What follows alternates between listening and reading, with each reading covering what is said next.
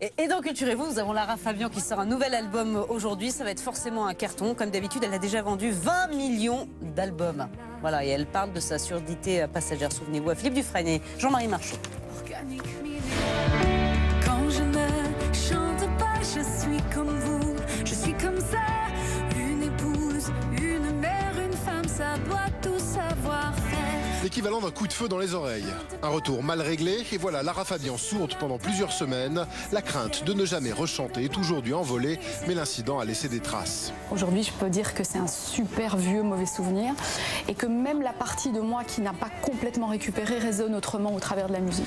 Quand je ne chante pas, Condamnée à une vie normale, loin des salles de spectacle, la chanteuse se recentre sur sa famille. Déclic. Quand on est emporté 24/24, on ne se rend peut-être pas compte de ce qu'on loupe au quotidien et qui est vraiment très précieux. j'ai mis ma vie dans la tienne.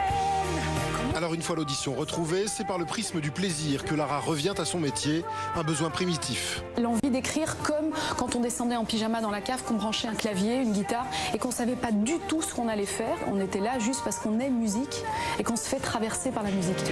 Cette envie d'écrire a permis aux 11 chansons de cet album de voir le jour. À l'heure où les chanteuses à voix ont moins de résonance auprès du public français, Lara Fabian reste constante.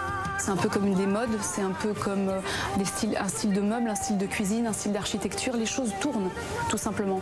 Mais ça ne nous empêche pas de continuer à être ce qu'on est. La même, plus consciente, peut-être, des petits bonheurs de la vie.